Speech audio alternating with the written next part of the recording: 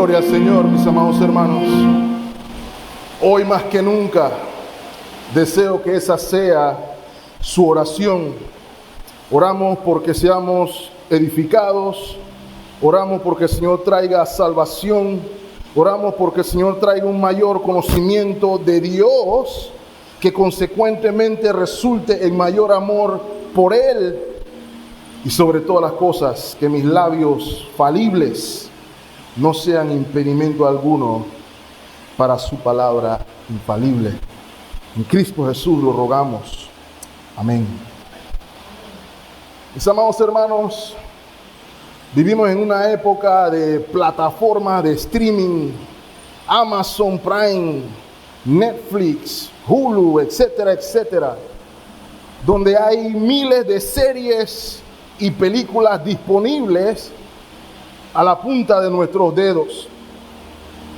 Y es interesante que en esta cultura se ha desarrollado una subcultura donde se critica, evalúa, analiza contenido en redes sociales, y de hecho hay una carrera lucrativa de youtubers que se dedican a eso. Muchas personas esperan escuchar las opiniones de estas personas para decidir si van a ver una película o no, si vale la pena ir a ver una serie o no. Y por lo que he visto, se puede hacer un buen dinerito ahí. La razón por la que les hablo de esto es porque aquellos que se dedican a esta actividad, cuando están haciendo un análisis, tienen que avisar en el momento en que vayan a hacer un spoiler. Un spoiler es información que puede arruinar el sentido de la película para mí. Por ejemplo, el asesino es el esposo de la heroína. Si me dicen eso al principio, ya no vale la pena seguir viendo el trama, ¿cierto?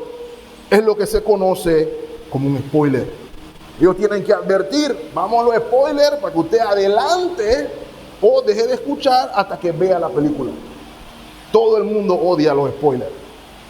Inclusive si está leyendo un libro, está emocionado y viene alguien y le cuenta el final del libro, usted se va a poner bravo. Le digo esto, mis amados hermanos, porque mientras estudiaba el texto y el libro de Apocalipsis, me he dado cuenta, mis amados hermanos, que estamos frente al mejor spoiler de todos los tiempos.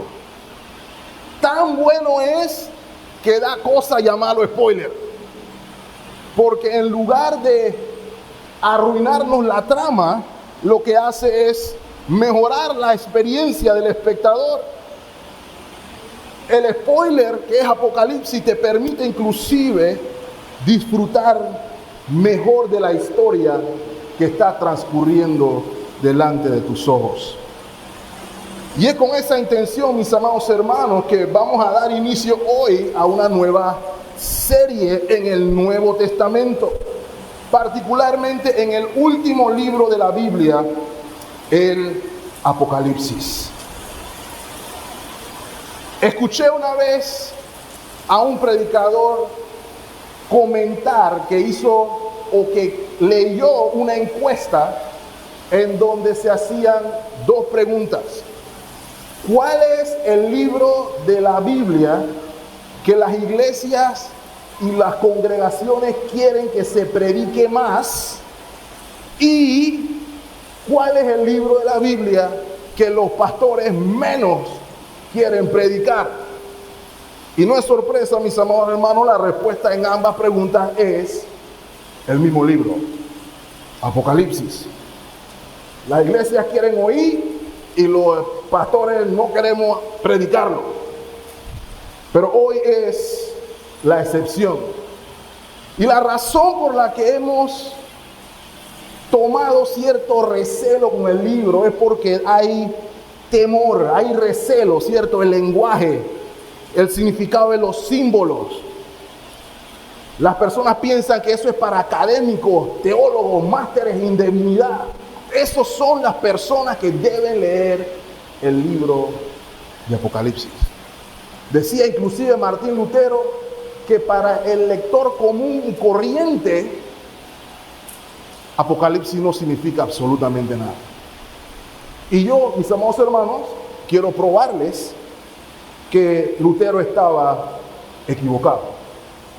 Usted no debe ser ni académico ni seminarista para leer el libro de Apocalipsis. Otra de las razones por las cuales nos da miedo leer el libro es porque no leemos la Biblia. No leemos principalmente el Antiguo Testamento.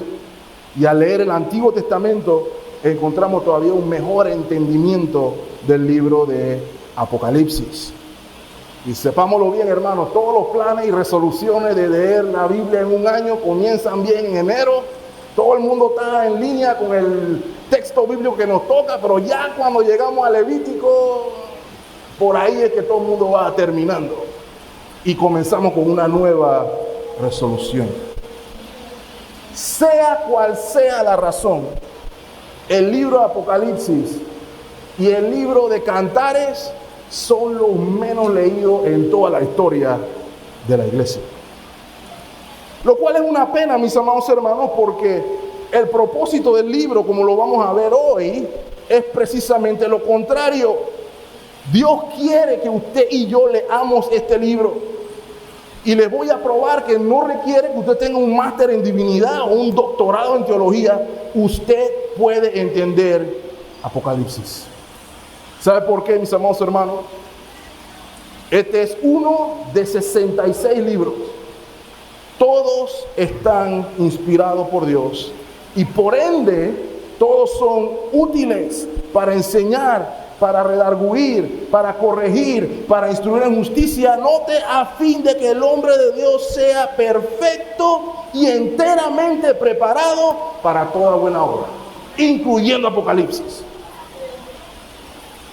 Además, como leyeron en el versículo 3, hay una bienaventuranza particular para la lectura de este libro. Por ende, mis amados hermanos, les digo desde ya, no vamos a leer el libro para marcar el calendario, no el candelario, sino que leemos el libro para encontrar seguridad, esperanza, gracias hermano, fortaleza. Por eso les digo, hermano, es el mejor spoiler de toda la historia. Y nos vamos a dar cuenta que el todopoderoso Dios Trino soberanamente gobierna la historia, la cual es consumada o realizada en Cristo. Y es por eso que hemos titulado la serie que vamos a comenzar hoy. Así que quédese hasta que lleguemos a los 22 capítulos. El Rey Vencedor. Ahora, hermanos,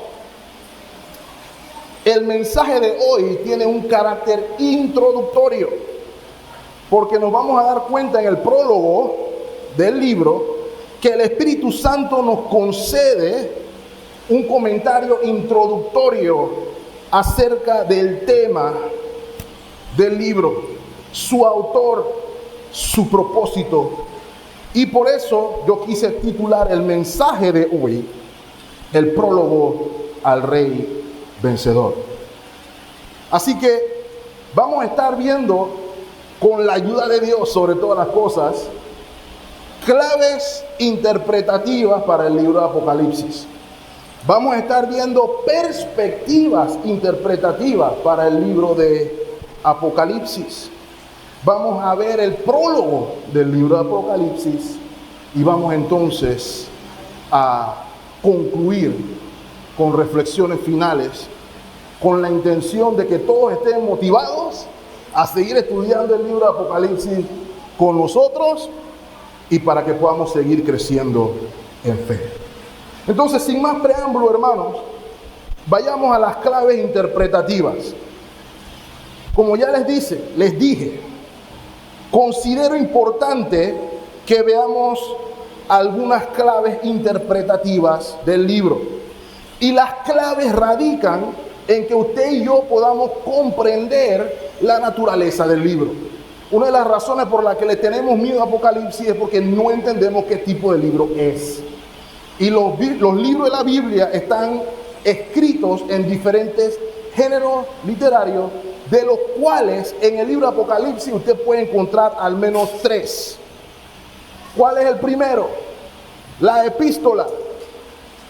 El término griego significa literalmente una carta.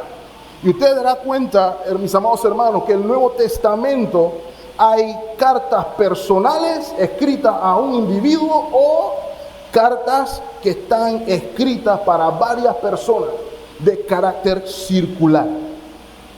Ese es el ejemplo del libro de Apocalipsis. Esta es una epístola circular. Capítulo 1, versículo 4. Juan, a las 7 iglesias que están en Asia, gracia y paz a vosotros.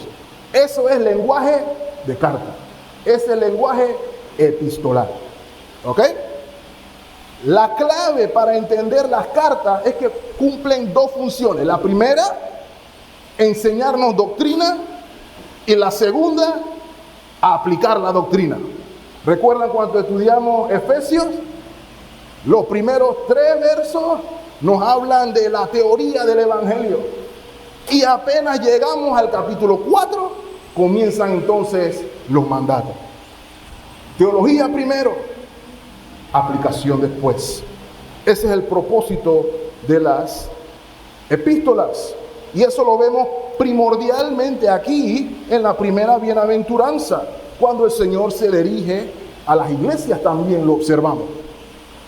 Dios le está dando instrucción que ellos debían aplicar. Y recalco, hermano, hoy nosotros por implicación estamos recibiendo instrucción, la cual tenemos que aplicar. Lo segundo, no solamente es una epístola, sino que nuestro texto, como leímos en el versículo 3, define el contenido de Apocalipsis como profecía. La palabra profecía. Ahora, hermanos, en el sentido más sencillo, la profecía es hablar de parte de Dios. Y ese hablar de parte de Dios puede implicar predecir bendiciones como predecir no bendiciones.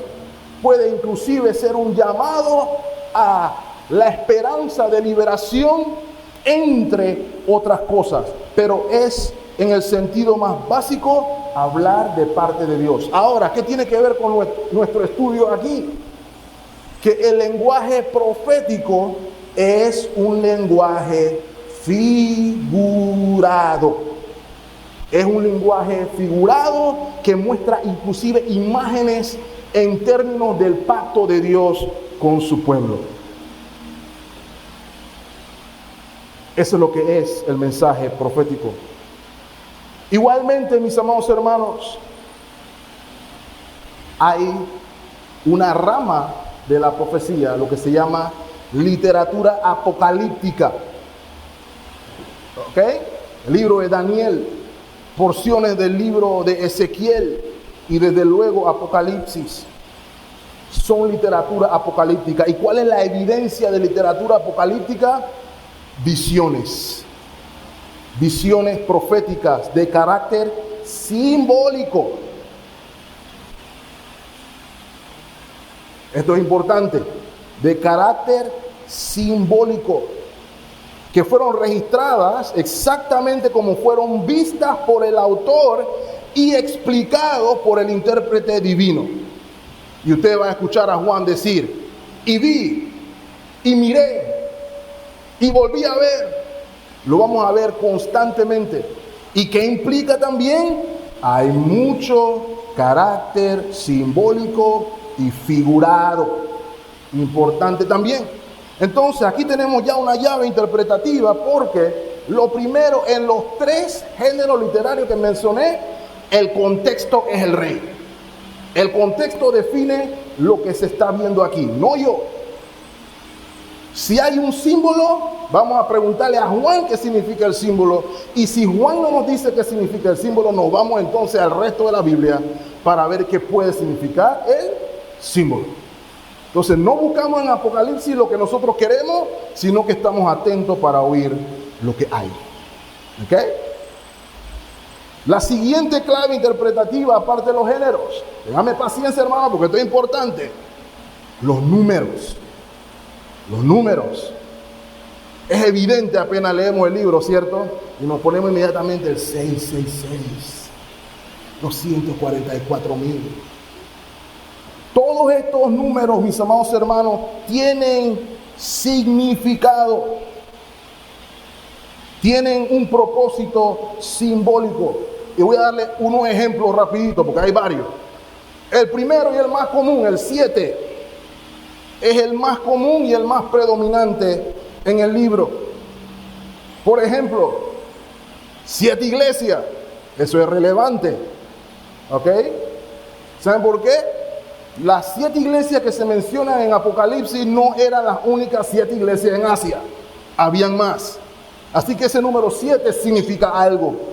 7 candelabros, 7 espíritus, 7 estrellas, 7 sellos, 7 trompetas, 7 copas, 7 cuernos, 7 ángeles. Inclusive hay 7 bienaventuranzas en el libro.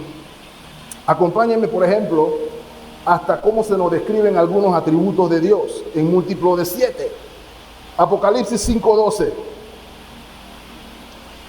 Que decían a gran voz: el cordero que fue inmolado es digno de tomar el poder, 1, la riqueza, 2, la sabiduría, 3, la fortaleza, 4, la honra, 5, la gloria, 6 y la alabanza, 7.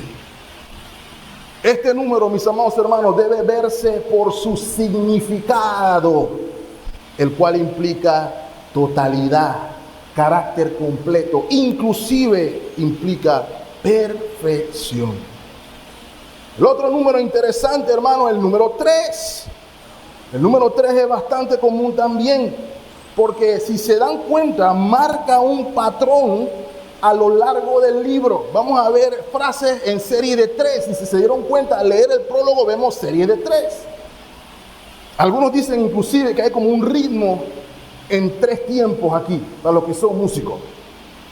No solamente eso, permítame mostrárselo mejor. Apocalipsis 1, versículo 4.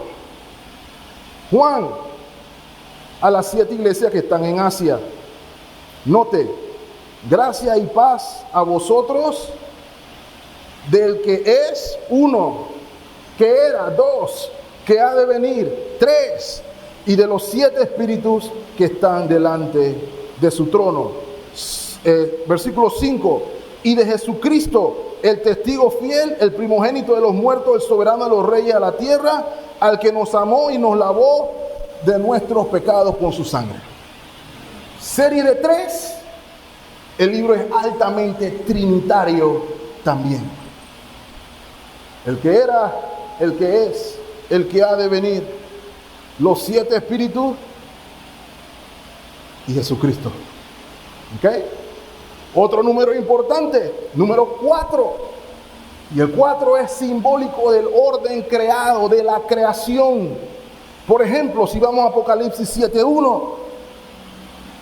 Después de esto vi a 4 ángeles en pie sobre los 4 ángulos de la tierra, que detenían los 4 vientos de la tierra, para que no soplase viento alguno sobre la tierra, ni sobre el mar, ni sobre ningún otro árbol. ¿Qué evidencia esto, mis amados hermanos? ¿Soberanía de Dios sobre Colón nada más? ¿Soberanía de Dios sobre Estados Unidos nada más? No. Sobre todas las esquinas de la tierra, sobre todo el mundo. Dios es soberano sobre todo el universo creado. Un número más, 12, me pareció importante. El número 12 y todos sus múltiplos son representativos del pueblo de Dios desde toda la antigüedad, escogido desde antes de la fundación del mundo. 144,000 no es un número literal, es un número simbólico. 12 por 12, 144, si no no me falla la tabla de multiplicar, por 1000. ¿Ok? Es representativo. ¿Qué más también hay que ver en el marco interpretativo? Los colores. Hay colores a montón. También tienen un carácter simbólico. Voy a usar uno, por ejemplo. El color blanco. El caballo blanco. Las vestiduras blancas. Todo esto es simbólico. Y de acuerdo con la mayoría de los teólogos, denota santidad, pureza, triunfo y justicia. Por ejemplo, Isaías 1:18, dice el Señor: venid luego, dice Jehová, y estemos a cuenta. Si vuestros pecados fueran como la grana, color, note, como la nieve, serán emblanquecidos. Si fueren rojos como el carmesí, vendrán a ser como blanca lana. ¿Cuál es el sentido de la frase, mis amados hermanos? Pureza. Pureza. ¿Qué más? Las bestias y todas las demás criaturas. ¿Cierto? Múltiples ojos, múltiples alas, osos, leopardos, todo tipo de animales, caballos, etcétera, etcétera, etcétera. Todo también tiene valor simbólico. En el caso de las bestias particularmente, mis amados hermanos, revelan cosas, revelan el carácter bestial del enemigo de nuestras almas y de sus lacayos todos. El libro de Apocalipsis, mis amados hermanos, nos va a revelar cómo opera Satanás. Y posiblemente aquí vamos a encontrar más detalles sobre cómo opera y obra el enemigo de nuestras almas que en cualquier otro lado.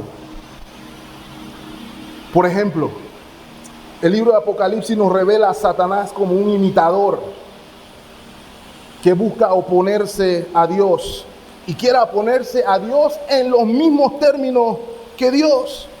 Cuando lleguemos al capítulo 13 de Apocalipsis, vamos a ver una Trinidad demoníaca, porque se nos revela allí al dragón Satanás, la bestia y otra bestia que en capítulo 16 se nos revela que es el falso profeta.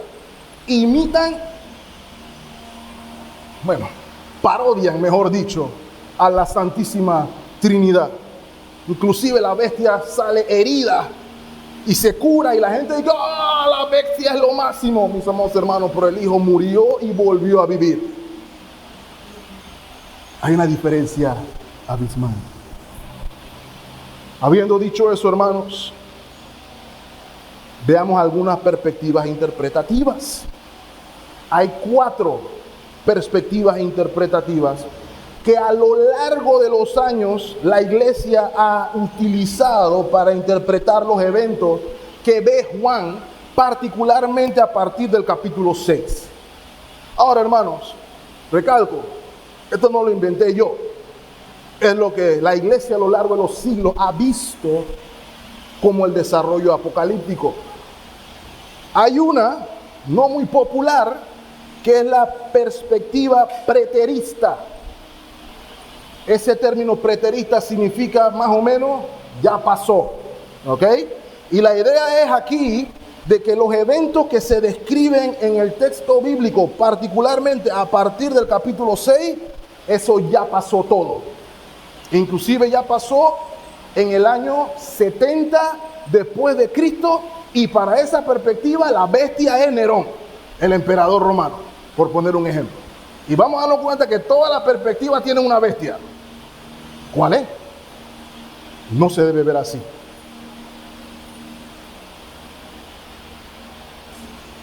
Hay una postura hasta herética, se llama preterismo completo. Esa postura dice que ya inclusive Cristo vino y ya se acabó todo y se cumplió toda la profecía y así nos vamos a quedar hasta por toda la eternidad. Gracias a Dios eso no es bíblico, gracias a Dios eso es herejía. Porque si no, hermano, apaguemos la luz, cerremos la puerta y botemos la llave porque no hay nada que hacer aquí. Yo todavía sigo viendo llanto, dolor, tristeza, problemas, pecado por todos lados. Así que eso no puede ser. Nos quedamos con la preterista moderada.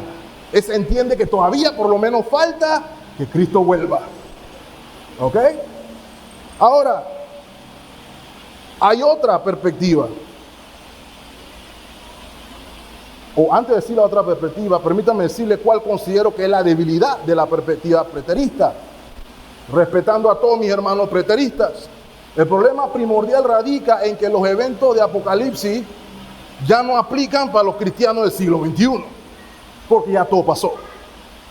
Ya no hay esperanza para mí en el sentido, ¿tendré yo que luchar con una bestia? ¿O ya no hay más bestia? ¿O yo no tengo ningún problema? Este libro tiene algo que decirme a mí hoy. Y es por eso que algunas personas nada más predican hasta el mensaje de las 7 iglesias y después de ahí, nada más. Ahora, la siguiente perspectiva es el otro extremo.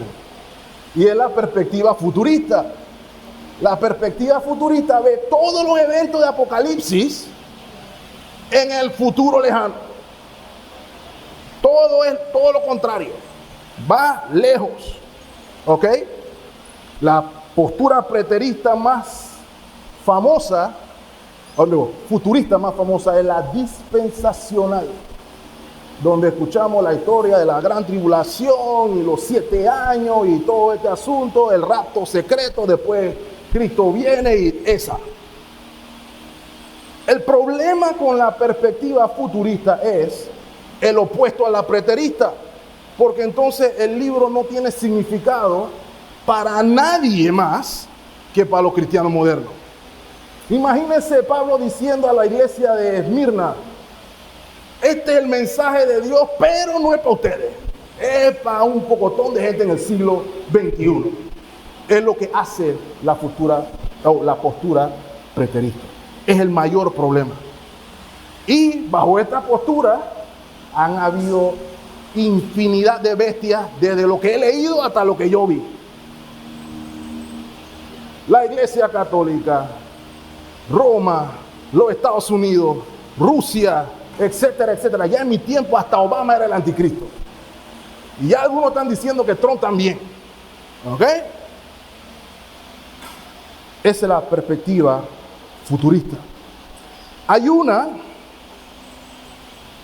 que es la historicista. Esta perspectiva de Apocalipsis entiende que el libro recoge la era de la iglesia, desde Pentecostés hasta el retorno del Señor. El problema está en que la historicista entiende la historia en un orden cronológico y lineal, lo cual no es bíblico tampoco, mis amados hermanos. Para esta perspectiva, o por lo menos no es demostrable bíblicamente, porque para esta perspectiva, las iglesias de Apocalipsis no son una iglesia literal, sino que representan 7 épocas de la iglesia. Y por ejemplo, para algunos que se suscriben a esta postura, estamos en los tiempos de la Odisea. ¿Quieres saber cuál es el bochinche con la Odisea? Mentira. ¿Cuál es la historia con la Odisea? Cuando lleguemos allá, se tiene que quedar. ¿Ok? Para esta postura, la bestia fue Roma. Durante la era del papado, la iglesia católica. Y por eso usted ve que la mayoría de las confesiones de fe de la iglesia protestante, cuando se irían a Roma, nada más les falta escupir en el piso. Porque consideraban que Roma representaba la bestia. ¿Okay? Muchos puritanos propusieron esa propuesta, pero el estudio bíblico terminó desechando esto. Ahora, hermano, permítame decirle la postura que vamos a defender aquí, o la que vamos a argumentar aquí. La postura idealista. La postura idealista. Los eventos de Apocalipsis, de acuerdo con esta postura, no tienen en mente eventos particulares, sino principios que se desarrollan a lo largo del periodo entre las dos venidas del Señor Jesucristo de batalla espiritual. Y estos principios se aplican a toda la historia de la iglesia, desde el principio en Pentecostés hasta la consumación en Cristo, y los eventos pueden repetirse. ¿Ok? Desde esa perspectiva vamos a predicar el libro de Apocalipsis.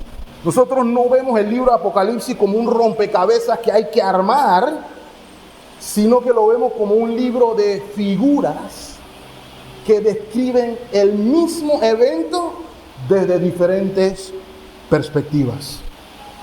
Hay repetición, lo que se conoce como recapitulación. Mis amados hermanos, mi intención es que podamos ver que Apocalipsis revela el periodo completo entre la primera y la segunda venida. Y nos vamos a dar cuenta que indican que la revelación se está develando y que estamos en el periodo de las últimas cosas, como lo sabemos. Por ejemplo, el profeta Daniel nos va a ayudar a entenderlo. Apocalipsis, Daniel capítulo 2. ¿Se acuerdan del sueño de Nabucodonosor en el capítulo 2? Que él no podía entender qué era lo que estaba viendo, que veía una estatua grandota y trató de decodificarlo con sus magos y sus brujos y todo el asunto, y nadie le pudo descifrar el código hasta que llamaron al señor Daniel. Llamaron al profeta que habla de parte de Dios y él le dice: esta es la interpretación. Versículo 40, que aquí es donde quiero hacer el énfasis. El cuarto reino será fuerte como hierro, y como hierro desmenuza, rompe todas las cosas, desmenuzará y quebrantará todo. Es el lenguaje simbólico.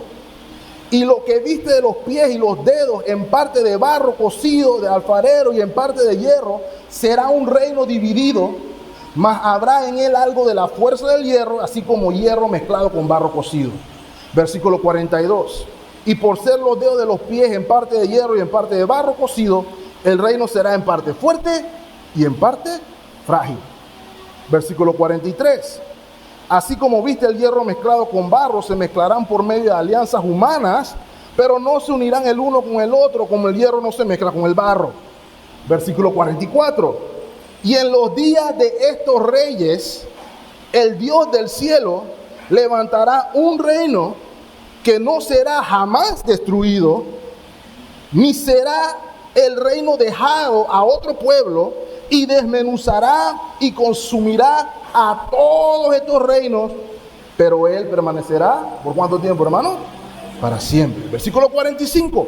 De la manera que viste que del monte fue cortada una piedra, no con mano, la cual desmenuzó el hierro, el bronce, el barro, la plata y el oro, todos los reinos, el gran Dios ha mostrado al rey lo que ha de acontecer en lo porvenir. El sueño es verdadero y fiel su interpretación. Y mis amados hermanos, en Apocalipsis vemos al fiel y al verdadero en capítulo 19 revelándonos la profecía. El sueño de Daniel, mis amados hermanos, revela la sucesión de imperios paganos que se van sucediendo uno detrás del otro, y la irrupción del reino de Dios bajo el cuarto imperio hasta la consumación. El tiempo entre las dos venidas del Señor. Aquello que Daniel vio desde lejos, Juan lo vio ahí mismo, en el medio. ¿Ok? Estas son las llaves que nos van a ayudar a entenderlo. Ahora, hermanos, en el tiempo que me queda, vayamos al prólogo. Estos principios que mencioné, los vemos ya aplicándose desde el prólogo del libro. Ya les dije que el Espíritu Santo nos está concediendo un comentario que introduce acerca del tema, su autor y su propósito. Y lo primero que vemos es el tema en las dos primeras palabras del libro: la revelación de Jesucristo. Mis amados hermanos, el nombre del libro en nuestra Reina Valera es lo que se conoce como una transliteración de una palabra griega, Apocalipsis, con K y con Y. El problema con eso, mis amados hermanos, es que para nosotros la palabra Apocalipsis conlleva como significado algo que es como temible, algo que es como espantoso, una catástrofe, algo terrible, es lo que entendemos con la palabra Apocalipsis. Sin embargo, el significado de la palabra es el que vemos en la segunda palabra de nuestro texto: revelación. La Biblia en inglés no dicen the Apocalypse, dicen the revelation. La revelación. Singular, no es plural tampoco. Actualmente hay un debate sobre si la revelación la da el Señor Jesucristo o si la revelación es el Señor Jesucristo. Y hay gente debatiendo cuál de las dos es. Yo no debato, yo creo que es las dos. Yo soy partidario de que es doble, porque vemos en el libro al Señor tanto como fuente de la revelación. Él habla con Juan y le dice: Juan, esto es lo que estás viendo, pero también lo vemos como el objeto de la revelación. Y vi a un hombre como cordero, etcétera, etcétera. Es una revelación del mismo Hijo de Dios. Por ende, mis amados hermanos, podríamos decir que esta es la revelación de Jesucristo dada por Dios, como dice el mismo versículo 1, o la revelación de Jesucristo dada por Dios de Él mismo. El punto con esto es que observamos que automáticamente se nos pide enfocarnos en lo importante del libro. ¿En quién hay que enfocarnos mientras vemos en Apocalipsis? En Dios. Mis amados hermanos, muchos de nosotros nos enfocamos en los temas periféricos del libro. ¿Quién es el anticristo? ¿Cuándo viene? ¿Dónde está el jinete del caballo amarillo? Todas estas cosas, y dejamos de ver la gloria de Dios trino en el libro. Esta es la revelación de Jesucristo. Y note, no dice la revelación de Jesús, sino la revelación de Jesucristo. Porque Juan quiere que usted y yo veamos la persona y la obra completa de Cristo, quien se nos presenta como un cordero, recordándonos que fue muerto por su pecado y por el mío. ¿Cuál es el punto aquí, mis amados hermanos? Es que solo a través de Cristo, por virtud de su muerte y su resurrección, el plan de Dios para la historia se puede desarrollar. Eso es lo que nos revela el libro de Apocalipsis. Por ende, nuestra atención debe estar en torno a las cosas que van a suceder en torno al Señor Jesucristo. Lo siguiente que nos muestra el prólogo, mis amados hermanos, es al autor de la obra. Y usted y yo normalmente diríamos, bueno, el autor es Juan. Y eso es parcialmente cierto, mis amados hermanos. Sin embargo, lo que vamos a observar en este texto es un interesante énfasis que se da en la autoridad, tanto divina como apostólica, para dar el mensaje. Dios el Padre se lo da a Dios el Hijo, quien a través de un ángel se lo da al apóstol Juan. Miren lo que dice el texto: y la declaró enviándola por medio de su ángel a su siervo Juan.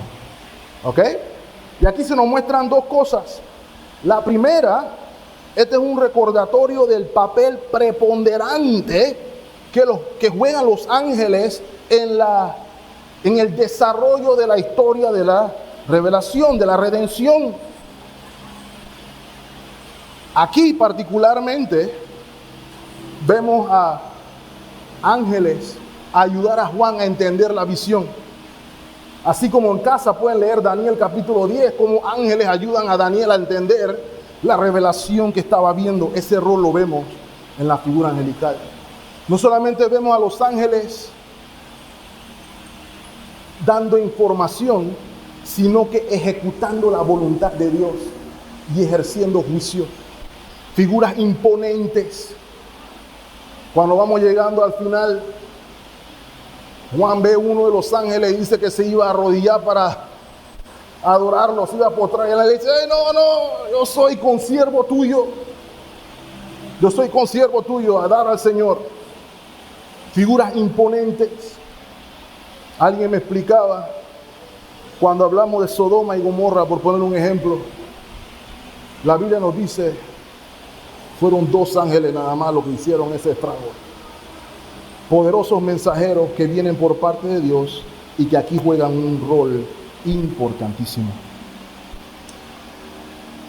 Y en tercer lugar, vemos que se le considera al apóstol Juan y se le hace este reconocimiento en virtud de su calidad autoritativa como apóstol.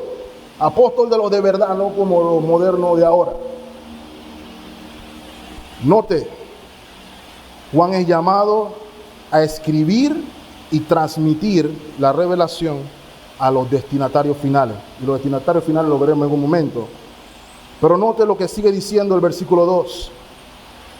Juan, que ha dado testimonio de la palabra de Dios y del testimonio de Jesucristo y de todas las cosas que ha visto. En otras palabras, apóstol autoritativo de Dios. La iglesia del primer siglo creía que lo que los apóstoles hablaban era palabra inspirada de Dios. Por eso vemos el símil, ¿cierto? Juan nos dice que estaba en el Espíritu. Quiere decir, estaba inspirado por el Espíritu Santo en lo que estaba viendo. Así como Daniel estaba en el Espíritu, así como Ezequiel estaba en el Espíritu. Dándole la autoridad al mensaje que se estaba recibiendo. Note, por ejemplo, primera de Juan, capítulo 1.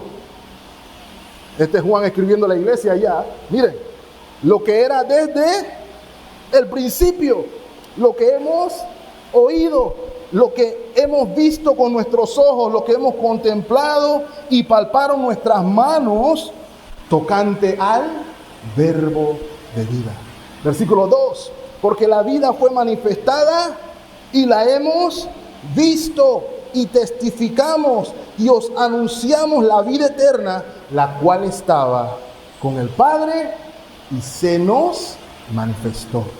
3, de nuevo, lo que hemos visto y oído, eso os anunciamos para que también ustedes tengan comunión con nosotros, y nuestra comunión verdaderamente es trinitaria, ¿cierto? Con el Padre y con su Hijo Jesucristo. Y note lo que dice el versículo 4. Estas cosas os escribimos para que vuestro gozo sea cumplido. ¿Usted cree que el propósito de Apocalipsis es entristecerlo? Llenarlo de temor. Precisamente todo lo contrario, que su gozo sea cumplido. Lo que me lleva a que el prólogo también nos revela el propósito de la revelación. Y el propósito de la revelación lo leímos en la segunda parte del versículo 1. Note, para manifestar a quienes, a sus siervos, las cosas que deben suceder pronto. ¿Lo ven ahí? Manifestar. ¿Qué significa manifestar? Mostrar, dar a conocer, revelar. Y esto es muy importante, mis amados hermanos, porque lo que vamos a leer en Apocalipsis no es información para desencriptar, como dirían los expertos en informática. No hay un código secreto que solo tienen los másteres en divinidad. No, mi amado hermano, el carácter de Dios es revelar, dar a conocer. Mire, por ejemplo, Amós capítulo 3, versículo 7. Dice el Señor, porque no hará nada Jehová el Señor sin que revele su secreto. ¿A quiénes de nuevo? A sus siervos, y en este caso los profetas, a sus siervos como Juan, y permítame decirle más, a sus siervos como a usted y a mí. Como usted y a mí. Dios quiere que usted sepa algo. Dios quiere que usted entienda algo. Y lo vemos aquí. Particularmente, ¿quién es Jesucristo? ¿Qué hizo Jesucristo por mí? ¿Y cuáles son las implicaciones de mi relación con Él? Si estoy sellado por Él o si estoy sellado por el otro. Es la pregunta que tenemos que hacernos aquí. Hay algo que también se nos menciona. Las cosas que deben suceder pronto. Y le exhorto, hermano, a que no pase por alto ese deben que ve allí. Porque de repente la Reina Valera no le da mucha fuerza al término. El término implica más que nada una necesidad. Usted puede decir ahí las cosas que necesitan suceder pronto. ¿Y por qué digo esto, mis amados hermanos? Porque lo que vamos a leer aquí no es una posibilidad, no es algo que potencialmente puede suceder, sino que es una realidad que está en desarrollo inclusive. Es lo que estamos viendo aquí. Y noten, mis amados hermanos, las cosas que deben suceder pronto. Aquí hay otro punto que podemos pasar por alto, porque no se nos revela cuándo va a suceder, sino qué va a suceder. ¿Lo ven ahí? El énfasis de la revelación no es cuándo, sino qué, cómo y por qué de los tiempos en los que vivimos. Dejemos de leer Apocalipsis buscando el calendario, porque ese no es el punto. El punto es entender los tiempos en los que estamos viviendo, que ya es cercano. ¿Ok? Eso es lo que dice la bendición del prólogo. Apocalipsis 1:3. Bienaventurado el que lee y los que oyen las palabras de esta profecía. ¿Vieron el patrón de 3? Bienaventurados los que leen, 1. 2, los que oyen. 3, los que guardan la profecía. Y guardan las cosas de ella escritas, porque el tiempo está cerca. Como ya les dije, mis amados hermanos, el prólogo nos describe el contenido del Apocalipsis, pero lo hace como una bienaventuranza, como una bendición, que resulta de exactamente 3 cosas: leer, oír y vivir la profecía a la luz de las verdades reveladas. Y noten, hermanos, la profecía tenía que ser leída en voz alta entre la congregación. Ese era el sentido, ese era el diseño. Saben, hermanos, que las cartas a las 7 iglesias tenían como destinatario las 7 iglesias, pero todas las iglesias pudieron leer lo que decían todas las cartas, porque era una carta circular. Así que los hermanos de Filadelfia pudieron leer la palabra del Señor a la iglesia de Esmirna, y los de Esmirna a la Odisea, etcétera, etcétera, etcétera, porque la revelación tenía un carácter universal, completo. El mensaje es para toda la cristiandad, toda la iglesia de Dios en todos los tiempos. Había que leerla en voz alta. Lo vamos a hacer. Y los exhorto, hermano, a que la lean también en su casa. Pero no solamente que la lean, sino que dice que hay bendición en escucharla y hay bendición en vivirla. Entonces la pregunta que tenemos que hacernos aquí es: ¿cuál es mi actitud ante la revelación de la profecía? Y note, hermano, ¿cuál es la motivación de esta revelación? La cercanía del cumplimiento, porque el tiempo está cercano. ¿Saben qué es lo que estaba sucediendo, mis amados hermanos? Dadas las circunstancias en las que estaban los hermanos en Asia Menor, la bendición iba a radicar primordialmente. Todo lo que pasa, aunque usted no lo entienda, y Él preserva a su pueblo hasta el final y juzga el mal y la rebelión. Vamos a estar bien si estamos en Cristo. ¿Saben qué es la segunda conclusión que vamos a ver aquí? En virtud de la obra del Cordero, Voy a repetir lo que el hermano Carlos nos recuerda constantemente. Nosotros deberíamos estar todos los días de rodillas delante del Señor en adoración. ¿Por qué? Porque el Cordero hizo todo lo que hizo por usted y por mí.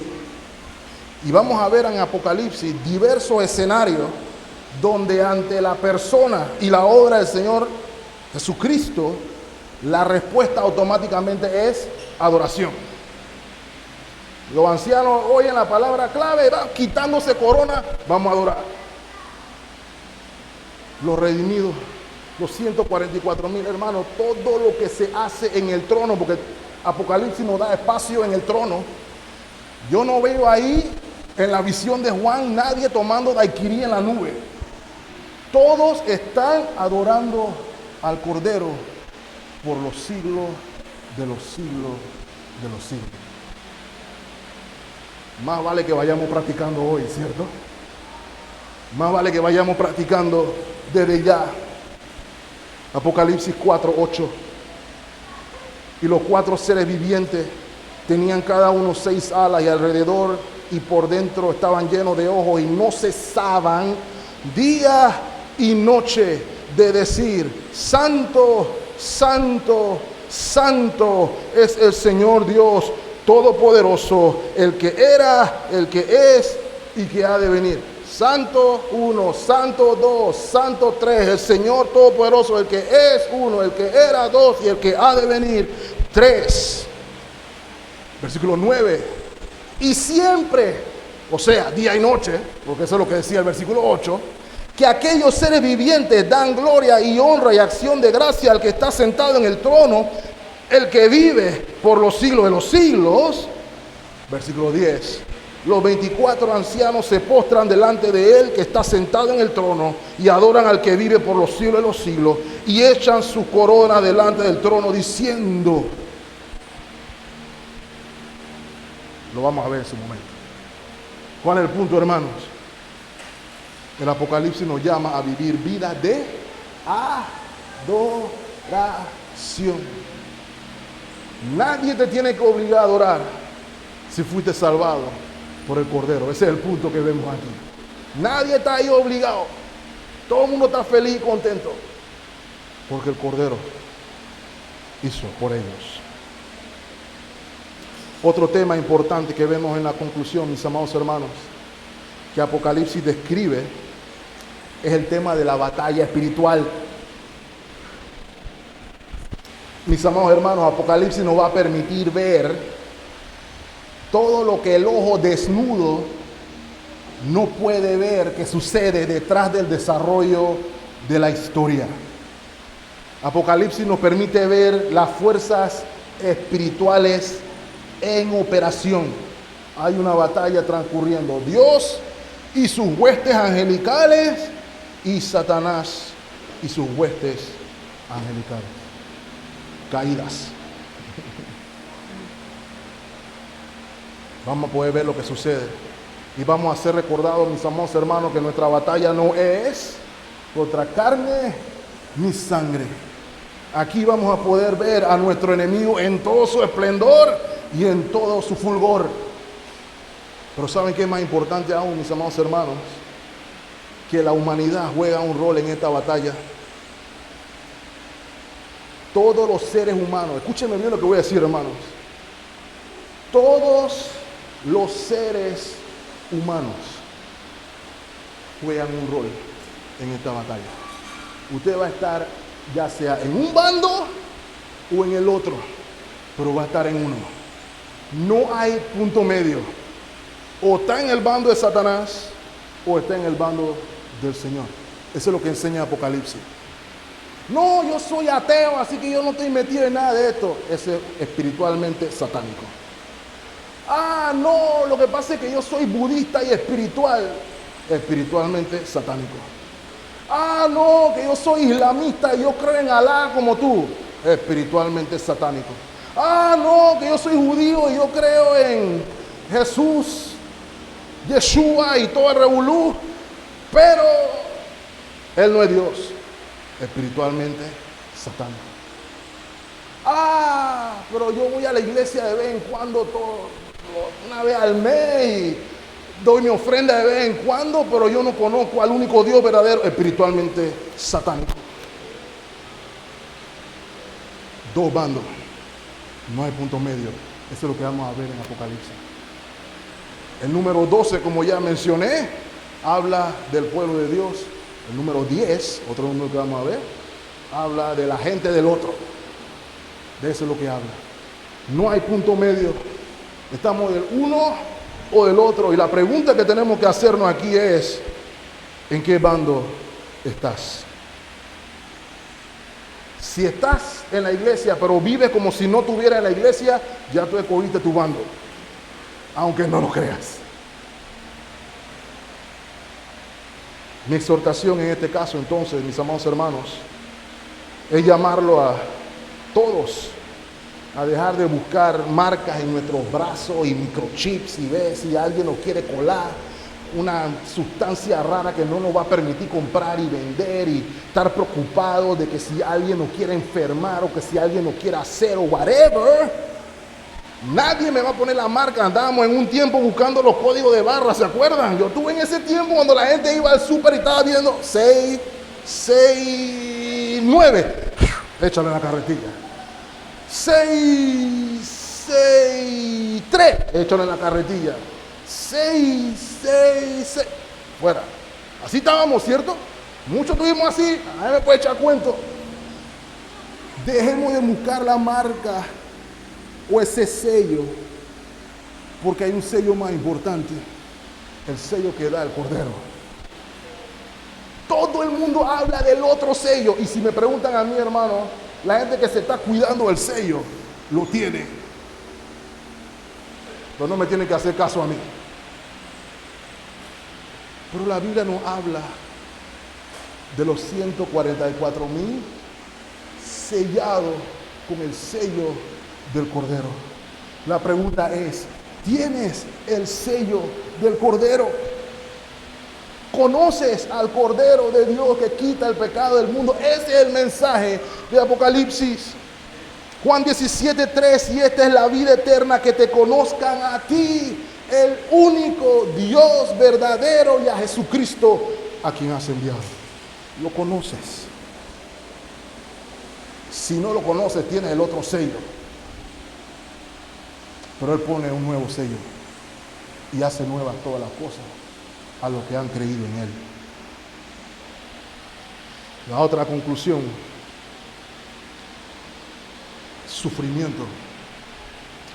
Apocalipsis aborda el tema del sufrimiento, particularmente el que acompaña el fiel testimonio de Jesús.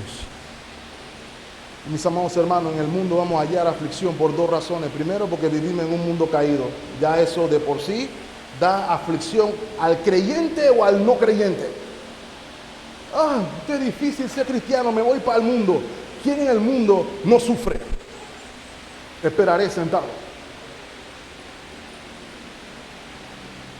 ¿Quién en el mundo no sufre? Todos sufrimos. El sufrimiento es un recordatorio de que este no es nuestro hogar y que estamos viendo hacia la ciudad de Dios. Pero particularmente hay sufrimiento para los que predican el testimonio fiel. Esa es una de las razones por las que estoy en contra de la perspectiva futurista. Porque la perspectiva futurista dice, nosotros nos vamos a salvar del sufrimiento. Allá Juan, allá los chinos, allá todos los que están sufriendo en Nigeria, nosotros vamos a estar en el cielo tomando daiquiri mientras acá abajo el pueblo está sufriendo. Porque hasta donde yo sé, ninguno de los apóstoles se jubiló millonario como los apóstoles de hoy. Disculpen. Todos fueron perseguidos y muertos. Leímos hace poco una familia en Colombia, le dijeron, paga el peaje o atende a la consecuencia. Y se atuvieron a la consecuencia. No cerraron la iglesia, no dejaron de predicar. Y el Señor permitió que se lo llevaran. Pero el libro habla de aquellos que perseveran hasta el final. Note, cuando le escribe uno a la iglesia no le dice, no se preocupe, no le va a pasar nada porque ustedes son cabeza y no cola, etcétera, etcétera, etcétera. No, sé fiel hasta la muerte. Apocalipsis lo enseña. Pero Apocalipsis también enseña que Dios es un Dios justo, que Dios es un Dios bueno y que Dios juzga el pecado y recompensa a sus hijos. Que Dios juzga a aquellos que se oponen a la obra del Hijo, a los que no besan al Hijo, y premia y recompensa a aquellos que son seguidores fieles de Él. La recompensa es Cristo y la recompensa la da Dios. Y aquellos que se ríen ahora llorarán después y para siempre. Sin embargo, mis amados hermanos, ya me voy a callar.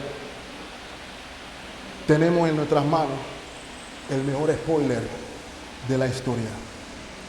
El Cordero venció. Y escúchame bien, el sufrimiento tiene fin. Voy a repetirlo de nuevo. El sufrimiento tiene fin para los del bando de Cristo, para los que están sellados por el Cordero. Está sellado por el Cordero. Porque para los que no están sellados, el sufrimiento no tiene fin. Será eterno. Esta es nuestra esperanza, Apocalipsis 21, del 1 al 4. Vi un cielo nuevo y una tierra nueva, porque el primer cielo y la primera tierra pasaron y el mar no existía más. Y yo, Juan, vi la santa ciudad, la nueva Jerusalén, descender del cielo de Dios, dispuesta como una esposa ataviada para su marido. 3. Y oí una gran voz del cielo que decía: he aquí el tabernáculo de Dios con los hombres, y Él morará con ellos, y ellos serán su pueblo, y Dios mismo estará con ellos como su Dios. 4. Enjugará Dios alguna lágrima, toda lágrima de los ojos de ellos, y ya no habrá muerte, ni habrá más llanto, ni clamor, ni dolor, porque las primeras cosas pasaron. Ante semejante noticia, mi amado hermano, ¿cómo no decir: Maranata, ven, Señor Jesús? Dios le bendiga ricamente, hermanos. Oremos. Amado Señor, gracias por tu palabra. Gracias por la revelación preciosa que nos haces de la verdad, de comprender que tú eres el Señor que gobierna, que tú estás en control de nuestras circunstancias, tú estás aún en control de nuestro sufrimiento y que nos preservas con gracia y con amor. Te alabamos, Señor, porque tú nos sacaste de las tinieblas a tu luz admirable y nos hiciste parte del coro celeste que rinde pleitesía al Cordero por los siglos de los siglos. Amado Señor, ayúdanos a comprender la realidad imperante de que tú eres el todo, por todo y para todo, que tú eres el único y suficiente motivo de existencia, que tú eres el único gozo eterno y que tú eres la satisfacción plena de todos los hombres. Ayúdanos, te rogamos, Señor, a anhelar ese momento cuando disfrutemos la consumación, tú siendo nuestro Dios y nosotros tu pueblo, sin pecado que nos estorbe para toda la eternidad. Danos humildad para reconocer nuestras debilidades como pueblo tuyo mientras estudiamos el mensaje de aquel que se pasea en medio de las iglesias con las 7 estrellas en su mano. Ayúdanos a verte no como un frágil salvador, sino como el verdadero y fiel que viene con ojos como fuego con boca como espada, a hacer justicia y a reinar para siempre. Gracias, Señor, por la iglesia. Gracias, Señor, por lo que estamos haciendo y por el privilegio de participar de la Santa Comunión, la cual nos prepara y nos enseña a estar listos para las bodas del Cordero. En Cristo Jesús pedimos estas cosas y el pueblo de Dios dice amén y amén.